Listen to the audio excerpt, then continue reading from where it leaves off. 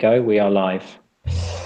Hello, everyone. Welcome to our fifth, I believe, I&I show. And I want to thank everyone for tuning in, the viewers who are coming via YouTube live channel today, and much appreciated for everyone's time wherever you are in the world. We've got 4 guests on the show and a regular. So I want to make some introductions. Our title today, or our discussion, is around cultivating innovation and whether we do that within or without the organization. So we've got 4 people on here who have a number of views and thoughts on that subject. I want to introduce them. Roberta O'Keefe, thank you, Roberta, for joining us. Roberta, she serves as Business Excellence and Innovation Leader with the engineering company Black & Veatch. They're a global leader in infrastructure for oil and gas, water, power, telecommunications, and government services. Roberta identifies and leads projects, mentors professionals, and consults for senior leaders around innovation. And she's a guest speaker at a number of organizations and is a current board member of the Customer Experience Professionals Association. Prior experience at GE, she's a trained and certified black belt, worked with their energy business, consumer finance, and power systems. She joins us from Kansas City, and she has a law degree from Western Illinois. Welcome, Roberta. Good morning.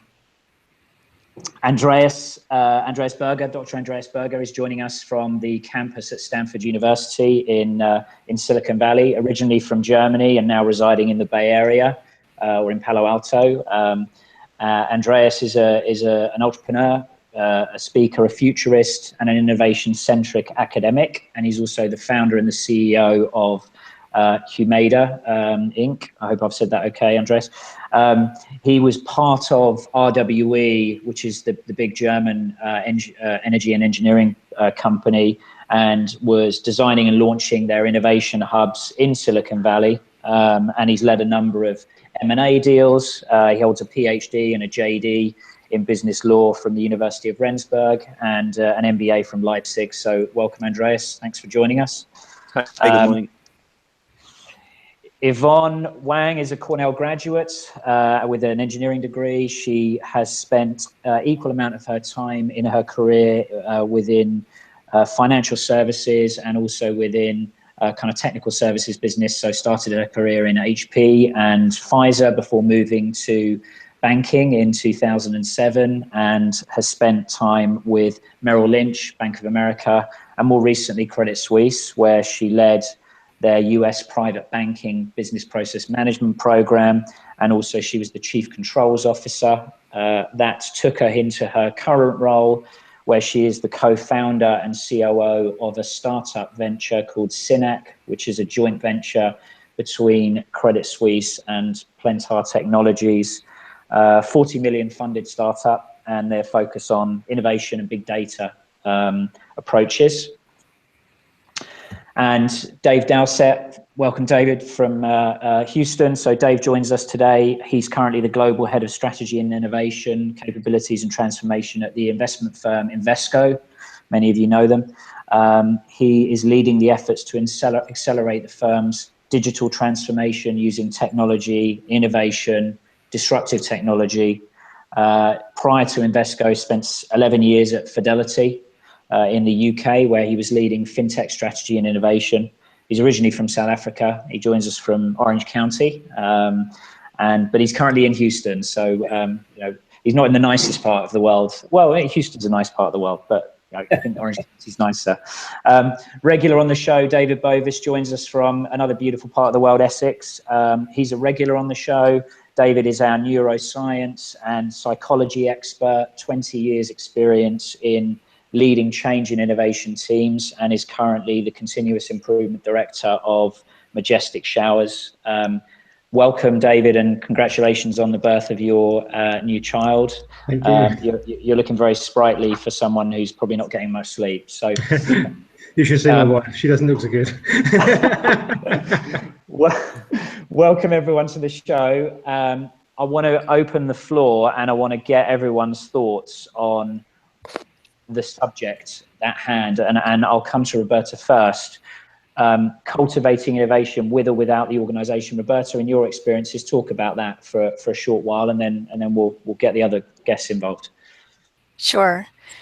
With or without the organization, having their support, I'm assuming you're saying. But yeah, definitely the organization that I work with, we definitely have leadership support in how we approach innovation, but we approach it in a couple different ways. We take a look at innovation in the typical three pronged way, if you will. So you've got core innovation, you've got adjacent innovation, and then you have disruptive.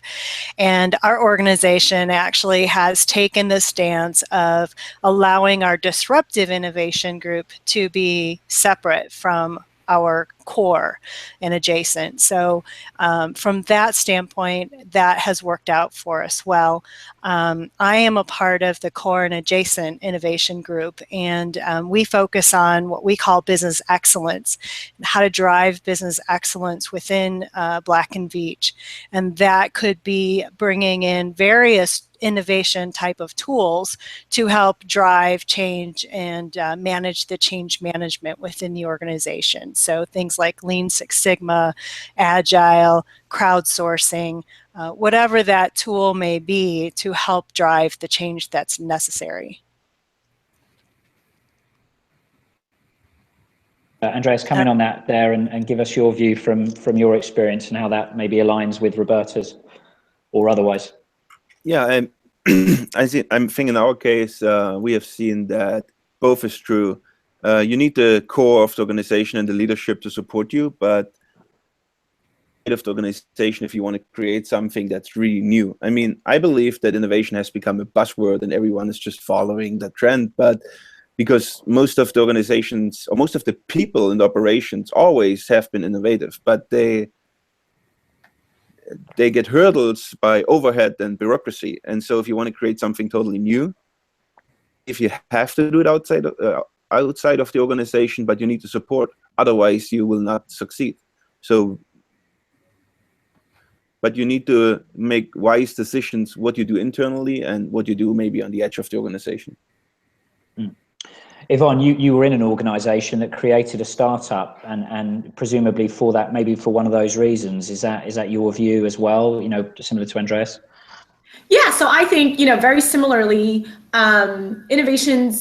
it's very difficult to come up with a truly disruptive technology or in any type of process innovation within the organization. So I do think you have to separate out, enhancements versus like true innovation. In our case, it is actually kind of I'm disputing what I'm already saying in the sense that it was a hybrid. So it's a true innovation in terms of data science, in terms of risk management. However, the reason why it needed to happen initially internally is it's so reliant on existing expertise. So it's when you're innovating on a very specific topic that's core to the banking sector, that subject matter expertise needs to come from within the organization. However, I do believe the reason why we ended up spinning off a joint venture is the fact that the solution providers might not be in the organization, but the subject matter experts are. So I think if organizations can successfully partner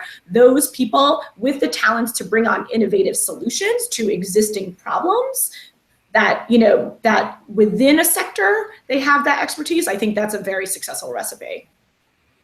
Okay, and David Dowsett, we've talked about that a little bit, and I know that's kind of maybe where you're coming at this from. Is that correct, or is it slightly different to Yvonne's view? Yes, so my view is it absolutely has to be sponsored top down. While everyone talks about innovation and everyone can be innovative in themselves, they need to have a purpose that they align to and the strategic direction of where the company is trying to go. People just coming up with innovative ideas in isolation, in my opinion, is just tinkering. You need to be aligned to your client's problems, and you need to be aligned to where, as I said, the business strategy.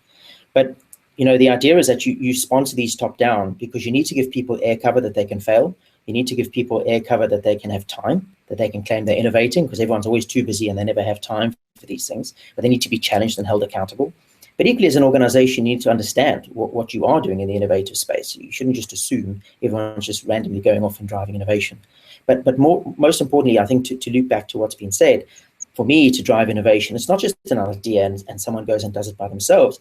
It's, are you going to do a startup? Are you going to build a physical space? Are you going to relax process around it? Are you going to change the talent you put into this seed team to challenge and transform?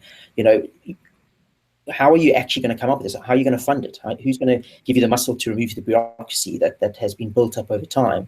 And so it absolutely has to come from top down. But of course, that will spawn many innovative teams to go off and drive these solutions and feedback up into the program. I think that's one thing that's really important, is to ensure that leadership, you're managing expectations with leadership, but also you're all on the same page with the definition of what innovation is for that company, whether it is disruptive or core or adjacent, and having the right strategy for each type, because there are different expectations for both and different, metrics that can be measured, put around that, and time frames as well. So, disruptive doesn't happen overnight, or it could, depending on the situation. But you really need to ensure that you're managing those expectations and have everyone on the same page and have the right perspective. To add, because to me, if you're going to, for example, want to innovate in the disruptive space, you want to make sure that people understand why, and they want to associate to it, and then they're all joined up with going after that in unison around the organization to drive that. That might not be the only program, but people need to identify to that. Otherwise, as I said, they'll just hide behind, they're too busy, they have a day job, what's the point? And so to me, I completely agree. And I think too, having the right process in which you have the channel for your employees or the lower, the worker bees to really be able to give their ideas and have follow through in that process as well. Otherwise, they just put ideas out there and they're not going to get listened to or looked at. That doesn't cause that doesn't give them the incentive. So you need to ensure you have the right process. Is that driven by this? Is that driven by an innovation organization, right? So here's my question for everyone here: how many of you have worked in organizations where you have a chief innovation officer, right? And what is that person's role in the organization, right? He has a job title, but what is his role in, and how does he? And this comes back to one of the questions: what drives the demand for innovation? Is it the chief innovation officer who drives the demand, or is it a broader kind of being or a practice in an organization? Andreas, what have you seen in you've seen both sides, I'm sure. Yeah, I think the question is really good, and it connects to what Roberta and Dave have said. The chief innovation officer, from my regard, is more like the of innovation, but the guidance needs to come from the top. There is, in my point of view, no other way than the CEO telling everyone what he is expecting. We as an energy company, what is disruption? What is innovation? Are we going to start building electric vehicles because that's somehow related to our old core business? I mean, you really don't want anyone to just shoot around with ideas and to invest in all these strange things that have nothing to do with your core business. You need guidance, and the chief innovation officer, which we have and which is very important, everyone understands that and needs to make sure we are doing the right things in this regard. Because if you just want to do something new, you can do a billion things, right? Thing for your organization. That was your point there, David, right? You can go and have people who go and tinker, but if people aren't aligned to the strategic objectives of the organization, then you're gonna fail anyway. Yeah, innovation's expensive. Companies are spending a lot of money on that. I saw an article the other day. I think Royal Bank of Canada is allocating 40% of their budget to innovation. They've got to track that they can't just let people go and do whatever they want whenever they want. They've got to make sure it's channeled. You've got very good skill in a large organization that you've spent a lot of time cultivating. You need to use them for a targeted purpose. So to answer your point, to me, this chief innovation officer role is a number of things. It's a thought leadership role. It should evangelize the need for innovation and the need for change. It should set the purpose clearly from the board down, if not run it. I personally like to see these types of programs run a bit as a PMO, so that there's some form of tracking, reporting, and you understand what's going on and what your costs are. But also what was mentioned earlier by Rebecca, you've got to have this innovation funnel where people are coming up with ideas, and that someone is accountable to go and get the resources needed to sponsor that idea that's come in that aligns with your business strategy. People will say, when they come up with an idea, your default response is, okay, what do you need to do that? Well, I need this much time, or I need this much money, or I need, fine. And that person should be making that happen. So that person who came up with the idea can also go away and execute on it. Should be doing. Good. Yvonne, you've done it both internally and did Credit Suisse have a chief innovation officer? What was his or her role? What were the top-down requirements from Credit Suisse? Yeah, so I actually have seen it done successfully 2 different ways. And Credit Suisse, definitely there was a digital transformation team, and it was extremely, it was done at the board level, top down. Their focus was on digital private banking and banking of the future. And I do think that is very much aligned to strategy. And what they did was they identified pockets within the organization where they thought this innovation needed to occur. So I think that is a very successful way. And then I would say, this dates me a little bit, but 20 years ago, when I started my career in Silicon Valley at HP, at that point in time, in like the heyday, they set up such an innovative culture where you didn't need a top-down person. It was the core part of every single engineer. And I actually, GE at a point in time was probably very similar to that too, where it just was such a large bottoms-up cultural organization where they really fostered tinkering. So many of their hardware products were developed on single people's desks in their cubicles. I think that is a long-term proposition. I think most of the companies today are not set up in the same way, but I would tell you that was a tremendous place to work, where you had like this incubator of innovation and you didn't require that top-down direction. Dave Bovis, because this is where I think you come in with your neuroscience view around innovation. I mean, are we now restricting individuals to innovate? Yvonne gave an example there of where people were almost welcomed in every cubicle of every organization, and I think now people are a little bit more constricted, maybe by either, I don't know what those issues are, socioeconomic, whatever those might be. From a neuro perspective, what do you think around what you've seen through your career around this innovation in an organization? With that? I think, again, I'm going to cheat a little bit and read off of an article I wrote some time ago in a sec, but I want to lead that background to a question for Yvonne, which is, does she think HP, because it's changed significantly in the last 20 years, and from people I know that know, for the worse, not for the better. And my question would be, do you think that's relative to the change in leadership? But let me qualify that before we get back to that question. So I'm just going to quickly read through this. And it touches on what I'm really enjoying is the language that's being used, the purpose, to align to associate to identify to, being aligned to a strategy, to customer requirements, setting expectations, having a definition of culture. These are all the things that people have said so far on the call today. And also that it's become a buzzword. So I'm just going to really cheat quickly and read from this article I wrote a long time ago. And it says, innovation, yet another in a long line of buzzwords which go hand in hand with engagement, ownership, culture change, and other business critical capabilities, which prove extremely hard to get right, even though they fall on the soft skills side of the fence. Ironic, huh? So what exactly is innovation? And so to answer that, I think everybody on the call would be aware of asking why 5 times to get to root cause. And I thought, well, what if we did that same kind of exercise, but with the question, what is? So what is innovation? Well, actually, if you look it up, the definition says the act of introducing something new or original which breaks into a market or society, usually identified as a phenomena which are important in some way. At base, it's a new human act, action, or activity in a given set of circumstances or situation. So the next what is what is an act which is new or original? An act as a verb is to do something, to take action. As a noun, it's a thing done, a deed. It can be seen as a physical thing, mechanical or human thing, a behavioural thing. New is that which has not been as done before. So what is behaviour? Well, answer the way in which an animal or person behaves, does something in response, that's the key thing, to a particular situation or stimulus. What is a response? An excitation of a nerve impulse caused by a change in conditions or particular event. What's a nerve impulse? A nerve impulse is an electrical signal that travels along an axon, which can be considered electrochemical activity in the brain, the central nervous system, or the body, the peripheral nervous system. So simply put, innovation is about thought, word, and deed in that chronological order.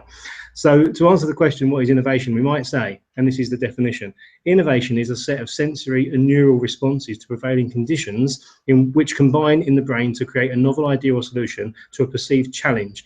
The solution is transported from the brain through the body into the world, triggering new sensory and neural experience for self and others. So that's the bit for me as leaders. I think we can now talk about creating the prevailing conditions that allow people to be innovative at a psychological, neurological level. And all of the things that the guys have been saying about setting expectations, having a clear definition of what innovation is, making sure that it's not just a buzzword, that it holds more meaning, that we are aligning to purpose. All these things have the same problem that we have with language in the world at large. They all are skipped over. We don't really consider the meaning. To have purpose engages the dopaminergic mesolimbic pathway in the top part of the cerebral cortex. You know, there are chemical responses and reactions generated. So yes, it's about understanding what innovation actually is in terms of brain function. And for business leaders, it's about understanding what prevailing, if you like, cultural conditions you have to create in terms of systemic control, which shuts people down due to issues of learned helplessness, versus creating those conditions in which people can function and become innovative. And quite often what we find, there's this real kind of, I don't like the phrase, but juxtaposition between, we've got IT that helps us supposedly become more efficient, but that becomes a control mechanism imposed over people, which causes these issues of learned helplessness. And we say, right, use this IT system and then go and be innovative. And it's just completely at odds with one another when you look at it from a psychological and neurological perspective. So if leaders don't understand what it means to create conditions in which a human brain can be innovative in terms of confidence, self-concept, imprinting issues and everything else, then we're really barking up the wrong tree from the beginning. Which brings me back to my question for Yvonne, which is, you know, do you think the changes at HP followed that change in leadership? Because that's what I'm led to believe from a distance. Yeah, I would actually say it's leadership over time, right? So the way I actually was there the day that it was Carly Fiorina. She was the CEO, the first CEO that didn't come from internal HP. And there was basically a cultural revolution, so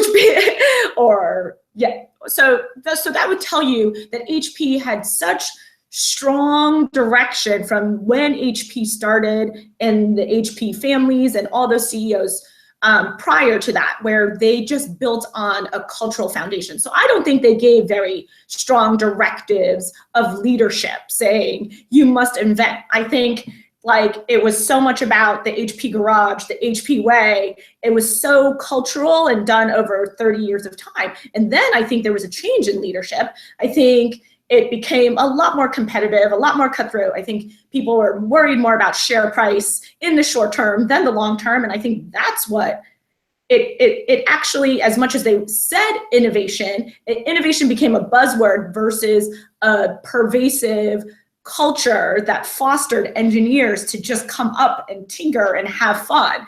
And those were the biggest products, actually, right? You're talking about personal computing, printers, digital cameras. Those didn't come. And then I think business strategy works well in terms of taking those small inventions and then pushing them out into the market. That is where alignment to strategy, where do you put your investments? How do you actually grow these little bits of innovation? That's where that worked really well. But I don't think it necessarily fosters the thousands of ideas well. Well, I think that brings us on to talking about the team and the organization and how you build an innovation organization, Yvonne. So I want to take that point and open the floor to the guys here, because larger organizations have a stigmatism or whatever that might be, and people say, look, they're too big to innovate, and you read that a lot, you know, with large organizations. And I think we've touched on that in terms of people going away and tinkering, not being aligned to the strategy of the organization. What is the perfect mix, right, of an organization? Is it to have a plan around innovation? Is it to have a startup or a hub? And I know what David Dowsett's talking about there in terms of RBC. They have these hubs and they're investing millions and millions or billions of dollars probably in these hubs. And many of you have also worked in hub environments. Are those the best way forward for bigger organizations? I mean, if I can jump in here, because I've seen both worlds. I have lived in the Valley for 2 years, and I have worked in big organizations in Europe, and I'm now entrepreneur myself. I think the crucial thing is to ask yourself, who are you as an organization, and who are your stakeholders? So I'll give you two examples. If you look at Google, a couple of years ago, they were just full of cash. You could just waste the money on new stuff and nobody would care. The shareholders are still getting a lot of money. The share price is rising. Everyone is happy. But you then start to see a decline in that happiness. Business Week just a couple of weeks ago had a cover and it said 99% from Google's revenue are coming out of ads, doesn't produce any money. So the people starting to discuss that. And on the other side, if you look into Europe, look at energy companies, or if you look in the United States, look at Coca-Cola. Why would you want to innovate? You know, innovation can be dangerous. In the case of Coca-Cola, for example, you're selling sugar water. They tried to adjust the recipe just a little bit in the 80s, I think, and it was a total disaster. So they changed it back, and Buffett buys the shares because he wants the money coming out of the profits. So are you really supposed to innovate, or are you really supposed to generate money for your owners? And I think a lot of mistakes that the European companies do, and I have seen many of them, and they are all here: BMW, Volkswagen, the energy companies, the banks. They come here and think they can copy the culture of HP 20 years ago, or of Google, or whatsoever, but they don't have 50 billion to put into innovation. So they start with small chunks and try to do the same thing. They pay less and try to attract the same people. That doesn't work. So you have to ask yourself, who am I as an organization? And what do I want to achieve being innovative? Maybe the truth is you shouldn't innovate. You should and give the rest of the money to the shareholders. So it's tough. There's not just one truth to it, you know. And I've seen so many discussions about that. Just to finish that thought up, I come from farming, and I have seen farmers, you know, if they have a problem, they look at it and they try to solve it. In the Valley, they call it design thinking. Like, what do they call it? Solving a problem, you know. And in the Valley, they call it R&D. In South Dakota, they call it reading. I mean, you know, this innovation world has become to make a lot of money. That's probably. Open the floor there. Anyone else? Roberta? I was just going to jump in. So I think it also, it goes back to, how do you as an organization define innovation, and what does that mean for you? And for us, we look at innovation as the implementation of new ideas, no matter where they come from. And so it could be on a core product that might be in a declining market, and there might be some new and innovative ways in how you go to market with that product or service, or a new market it could serve. And also maybe there's a new way in manufacturing that product or service that could be more cost effective. For us, that can be innovation as well, or for any company. So it's going back to, how do you truly define innovation? And, you know, a lot of what you're talking about, Andreas, is that, you know, the disruptive, the Googles, the, you know, what Coke tried to do. They were trying to be, you know, disruptive in their own market. So what we like to focus on is looking at, well, how can we improve the way we service our customers, and how do we expand that customer out one level, you know, or to that adjacent market, and how could we improve the way we can bring our services to those areas. It's funny, because in my background in looking at customer experiences and understanding the customer journey and understanding customer needs, what we forget about is really honing in on what are those customer pain points and issues that they may be having with the existing company that you're with, and how can you improve that experience. And right there, that can be an innovation in the way you service your customer, and that can do so much more for a company than just bringing out a new product or service that was incubated somewhere off-site without any customer interaction at all. So that's where I come from in my mindset, is looking at how do you take your customer and how do you expand that customer set and loyalty for your organization.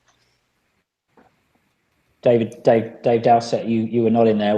You agree on that point? Give us your view. There's been a ton of things said, so I've got a lot on my mind. But to me, innovation isn't inventing new things all the time. It also is about solving problems in an innovative, disruptive, creative way. And I think the core place where you start is asking your customers, what is a problem when you interact with us? What would you like to see more of? And when you hear that, and you decide what your priorities are, and you set challenges on your organization to be creative and to be innovative to solve those, that is how you really get that spirit going.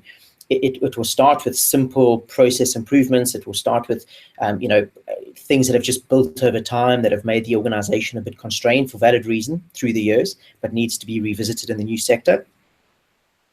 But then what it will do is just start sparking creativity. People will come and say, I've thought of this. Why don't we try this way of doing something, which might be completely random. But for example, recap a bit, if you're going to have a mantra that your innovation program is really going to make your organization technology driven, and that's where you want to go as an organization from a traditional enterprise, and you get a problem in from your customer into your innovation program saying to register with you takes forever, it's painful, I have to fill out loads of forms, and you challenge your innovation or you challenge your organization, how do you solve this? The people that put their hands up and come up with ways to do that with technology to align to your technology-driven mantra, then of course you put them in that physical space, whether it's an external premise or it's an internal incubator. You put the right talent on it that's thinking away around that solution. You give them the funding they need. You give them the air cover they need, the time off from work or whatever it is, and you get them to come up with the answer, and you get them to show the art of the possible, and you get them to deliver that.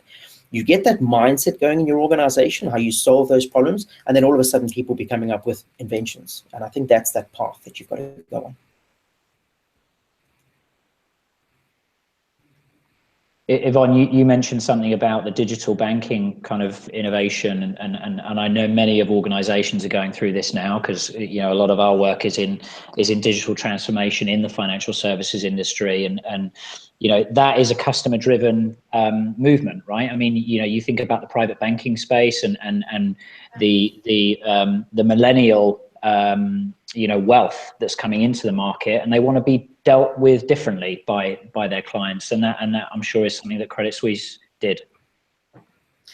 Yeah, I think the most important thing that we're hitting on the head right now is that you have to be driven by client value add, right? So there is the type of innovation that will happen where it's the brand new idea, truly disruptive.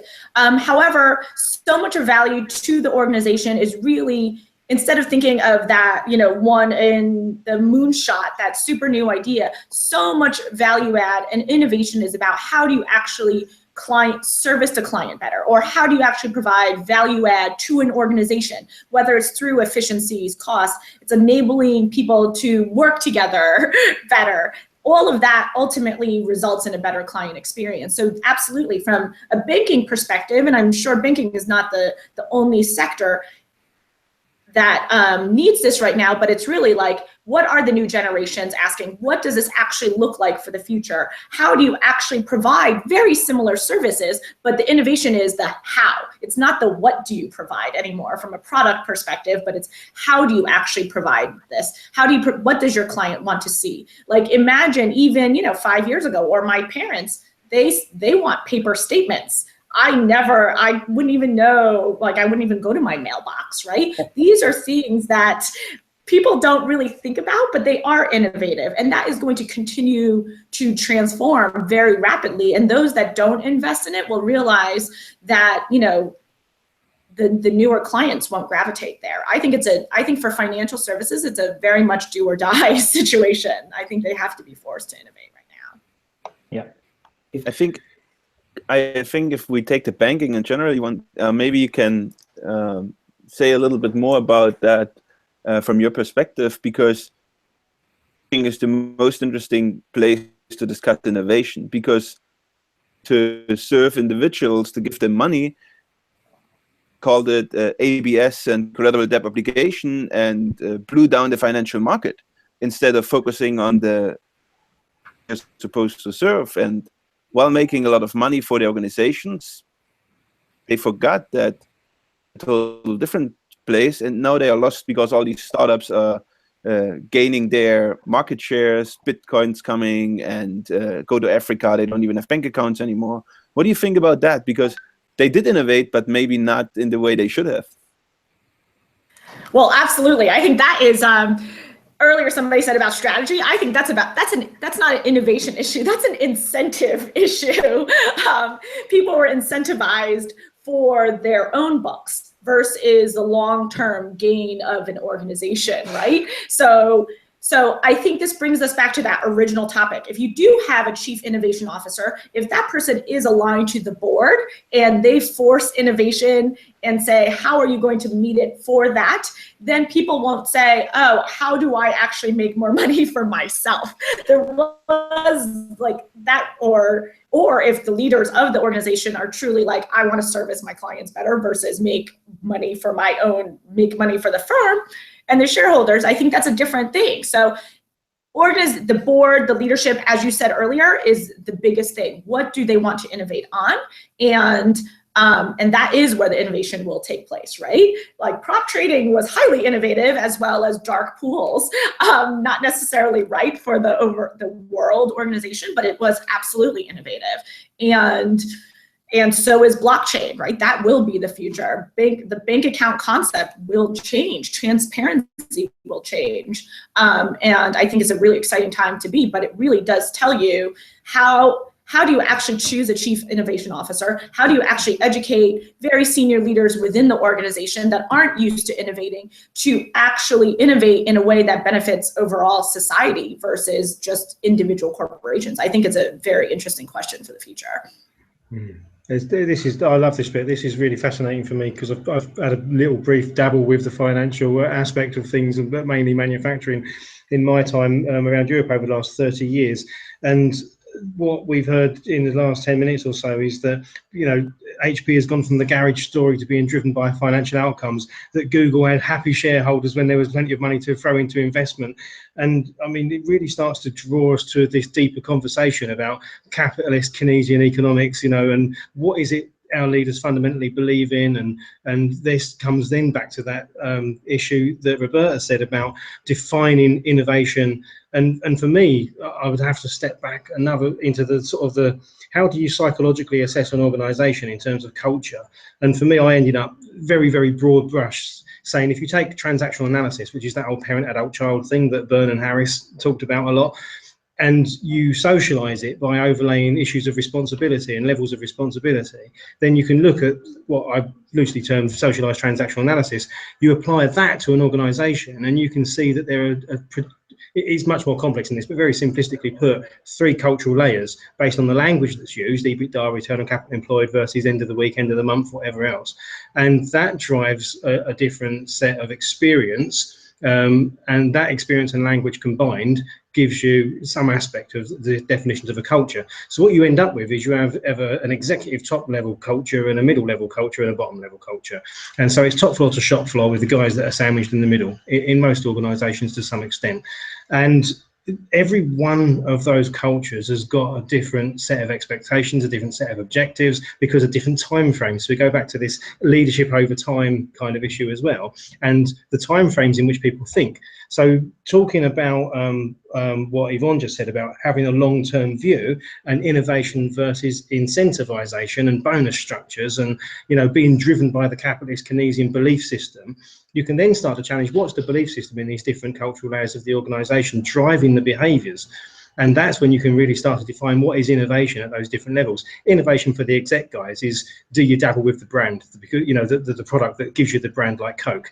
You know, the guys on the shop floor that have got to get things out faster by the end of the month and applying lean and OPEX and whatever else it might be, you can innovate all you like there, because it's not going to damage the brand or the reputation of the market. You're just going to get efficiencies, you know. So it's, if we're going to define innovation, we have to define whether it's at that high level, strategic, executive level, C-suite level, and if it's whole, you know, merger through acquisition and all that kind of stuff, or growth through acquisition and mergers, and or whether it's an operational level innovation. And I think there's a very distinct differentiation there that we have to be aware of, because like you said, otherwise you have then conflict between the innovations that are driving the business forward based on the beliefs the leadership hold, and you drive for subprime mortgages because it's an innovative product that can make everybody a fortune, but you destroy the market that those subprime mortgages can exist in, and then it all collapses and falls apart and you haven't got a market, you've destroyed yourselves. So yeah, I think the caution over innovation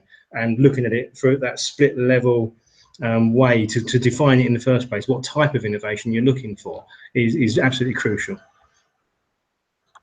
Yeah, there's two, right? There's the product and then there's the process, because the bigger one is the product, right, or the brand, you know, and that's traditionally a bigger move for an organization. One of the questions that came through from one of the viewers, Andrew, says, you know, why innovate aligned to a core business if the core business is in decline? Is it a strategic, you know, it's the strategic direction that's key in innovation, but and that's that brand and product, right? That's not the process. You know, you can skin a cat 10 different ways to get a dollar on the dollar save, right? And that is innovation, right? That is process innovation. But if you're innovating in a declining market, are you wasting your time, or are you just, you know, you're doing innovation with lower caps rather than big caps? Well, I think that kind of goes back to what I was saying earlier. You know, if you've got a product or service that's in a declining market, that forces you to become more innovative in how to provide that product or service. Maybe it's not in the current market. Maybe it's better served in a different market, or if it's better served different kinds of customers. However, you don't want to fall into the whole Kodak situation, you know, where you're so paranoid and you're so focused on the core that it doesn't allow you to go outside to maybe adjacent opportunities. And, you know, Kodak has seen that in the last, 10 years here in their, lack of jumping in on the bandwagon with certain products and services that they could have offered. Now they're playing catch up, so I think it's a healthy balance, and somehow, it is tough. An organization has to be clear in its definition, clear in its boundaries, but then also not so rigid that it doesn't allow for some opportunity outside the core. I think to add to that, that's why innovation programs can't exist in isolation anymore. You hear terms of digital transformation, you hear the strategy, you hear innovation. They've got to be together, because when you are hearing what your customers are saying and doing, you've also got to be aware what the market is doing. So you might see that you have a gap in your business, and you might see where your customers are complaining. To your point, you might then innovate within that silo to try and solve that. But if you're aware of what the market was doing and what is emerging, so say, for example, the robo-advisor, for example, traditional companies are seeing that emerging technology trend, and they're having to make a decision. Do they want to go into that business or not? Are they going to build it themselves, or are they going to acquire? You've got to bring those things together to innovate. It's not an isolated team within. They've got to be very aware of what's going on. So I don't believe that you can have a digital transformation team working in isolation from an innovation team. I don't believe you could have a digital transformation team if you don't have an innovation program. These things have to come together to bring all your micro, macro forces together to come up with the right solution to make sure you don't sink like Kodak. I couldn't agree with that more. I think it's so critical. And I think the other thing that you said that was very interesting is that it doesn't have to happen in-house, right? You can actually build digital transformation through acquisition.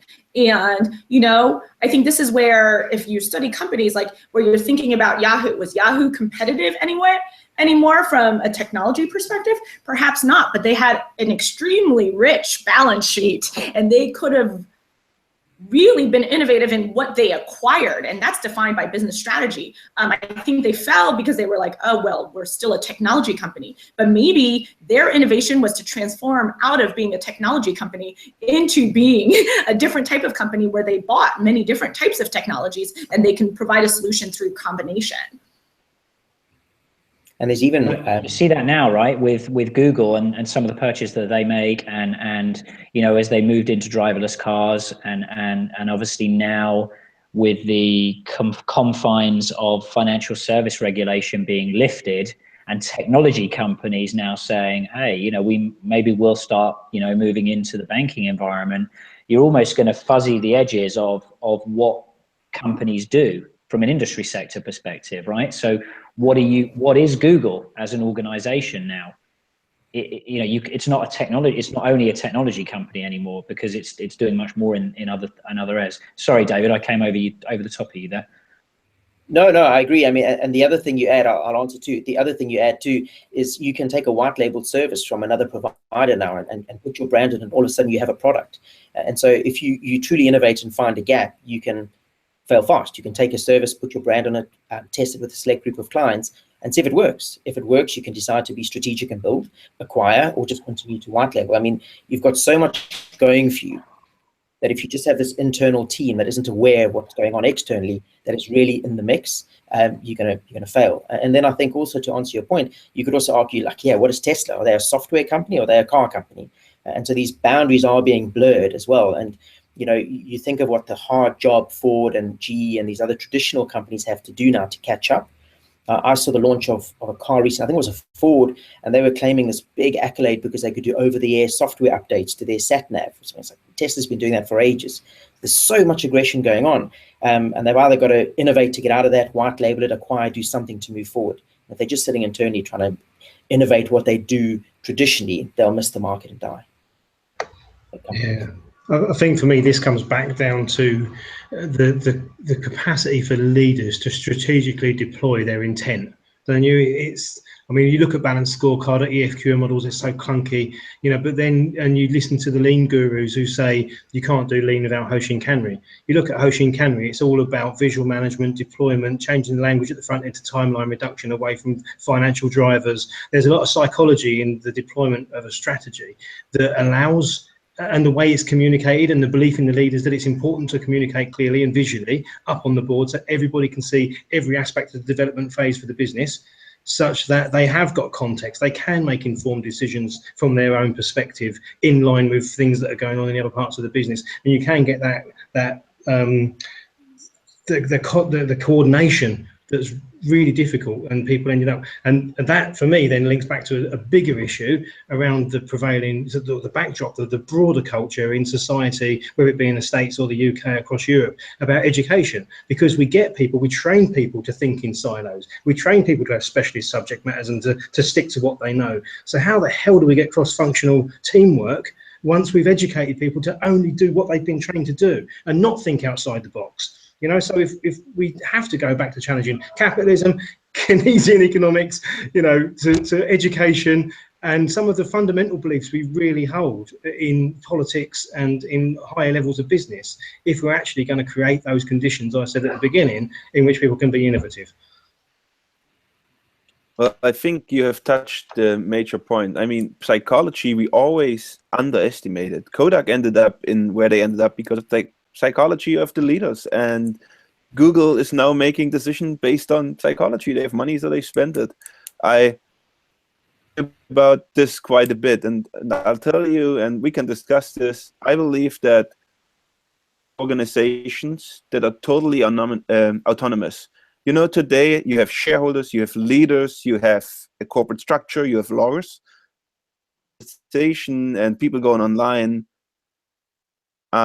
I would make a bet that within this decade, we will see, so that's 3 more years, we will see a fully autonomous corporation with no shareholders, no leaders, no hierarchy, and the crowd will work on topics. I mean, today, blockchain, you've said it, Yvonne, they will allow that we can harvest money out of an organization that doesn't have leaders if it produces money, and the crowd might be more willing to work an hour for an organization instead of 10 years. You know, it took us as an energy company about 100 years to get 24 million customers. It took Google 15 years to get 3 billion users.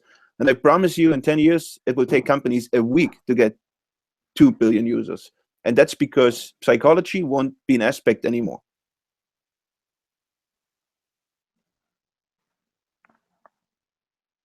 Everyone's silenced. I'm going to say I have to challenge that. I think if human beings and the way the brain functions equals psychology, and they're involved, then psychology has an impact on the way businesses operate. But yeah, I think that the autonomy side of things is another interesting aspect, because you've got to give the people the freedom to act in terms of the culture you want to breed as a leader. And if you want any type of control, reporting mechanisms, proof, in where there's a lack of trust, then you haven't got a mature psychological mix in terms of creating autonomous teams. And we've got a hell of a long way to go in terms of how we operate business in levels of control, regulation. You know, I was invited in to advise the FCA when it was still the FSA about culture change, when they were promoting their TCF rather, treating customers fairly program. And it became very obvious very quickly that it was that punitive approach to punishing people for indiscretions in their behaviour as banks and financial institutions that was actually driving the behaviour in the first instance. And as soon as I said my advice is remove the punishment and evolve a culture of trust and responsibility in the senior leaders that aren't driven by bonus structures, they didn't want to talk to me anymore. So you know, psychology is always going to be there. I'm going to argue that point. I want to come up with, we're about 10 minutes left, and I want to talk about one of the other subjects that's come up in conversations with the individuals on this show, and that's around antibodies in an organization. And I think this is something that, Andreas, you feel strongly about. But you know, when you get antibodies or opposition to innovation, how do you deal with that in an organization? Whether that's an organization of 5 people, whether that's an organization of 500,000 people, you know, what are the strategies that you experienced folks in this space have adopted and seen that have been successful? Yeah, so I think the whole topic around antibodies within the organization is one of the most crucial topics in regard to innovation itself, because but they are really, really strong and they are patient. So I make you funny examples and I can make you very serious examples, but I want to say that antibodies as much as you can, you have to hide from them as far away as you can. That doesn't mean geo distance. I tried that, it works quite well, but you can hide they should just not know what you're working on. Because I give you an example. We tried to get credit cards for our business. Multi-million-dollar contracts with my pen alone. And here in the US, I couldn't even pay my gas bill because legal had really good reasons to not give us credit cards. And we got them. I tell you, they took them away again. The organization, the antibodies are strong and they will find you. And if you trick them, they will trick you. And if you thought that you cheated on them, oh, they will find to kill you. And always just say, stay away, only work with the people that you trust and try to involve them, plant seeds that they can take, but don't throw them ideas over the fence. They will not take them. They will say, they have already tried it. It doesn't make sense to go that way. There are so many sentences. I could write 2 books about what antibodies do to you. So this is why the concept of scaling on the edge is. You've even got some antibodies in your headset on your headphones today, Andreas. They've caught you out. They've got antibodies in your headphones. You need to take them off immediately and set a light to them. They're strong as. Dave Dowsett, come to you on that, because you were nodding furiously during Andreas's comments there. Yeah, I love that. I agree. The antibodies are really your biggest enemy. And I think there's two types. I think you get the people that are just not on the bus. They're not on board. So when you're saying we're going to transform, we're going to be this innovative company, we're going to do these things, you're going to get people going, yeah, that's just a fad. I'm busy. I've got a day job. And you got those types, and then you got obstacles. You got people who you actively need to get past to do what you need to do, and they're going to stand in your way and go no. The way that you address the first is ignore them, as in the people that are just not on board. Go and form your incubated team, maybe in an external place or in a safe place within your organization. Go and deliver, show the art of the possible, and publicly praise that in your organization. Show the organization that is good. That is what success is. And those naysayers that are just not on board will either leave or they will get on board. And you do that over time. Disruptive way to drive transformation. You're not going to have this mass exodus of people. You're not going to let people go. Just praise the people who are on board and ignore the people who are not, and you'll find a natural shift works. But the people that are just in your way, yeah, you have to find a way to operate without them or around them. And then once you've shown success, again, you can go back and show why they were wrong. And that's very difficult. But I guess if you were to adopt something and someone was squarely in your way, you'll have to go find a way to do it without them and then come back and present, look, I've tried. And of course, the great thing is if you're still wrong, you fail fast, and you can hide behind that phrase. You've tried. You try to prove that they were wrong, and you still were wrong, but that's okay. You've tried, and no one can fail. No one should penalize you for trying.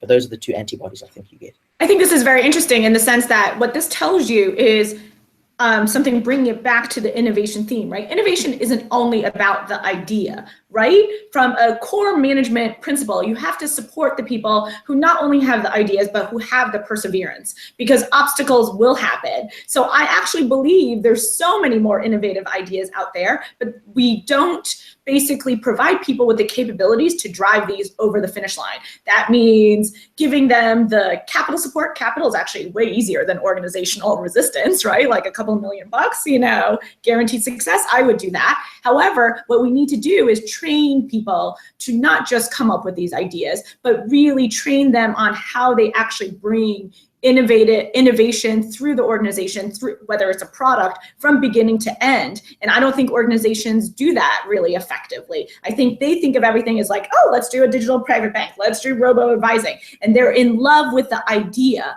but they're not thinking through all the mechanisms that need to happen throughout the organization, the support mechanism, the training, and that they need to select people that basically, historically in a black belt situation, you select black belts who are change agents. People who are driving innovation through an organization need to be change agents. They can't just be the people with a brilliant idea. They have to have that perseverance.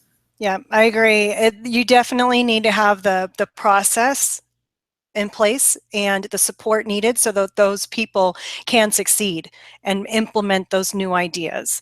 One thing we always look for in change agents or in business excellence leaders is they need to have the passion, the discipline, and the resilience, because resilience obviously is talking about the pivots. How do you go around those people that are causing the obstacles?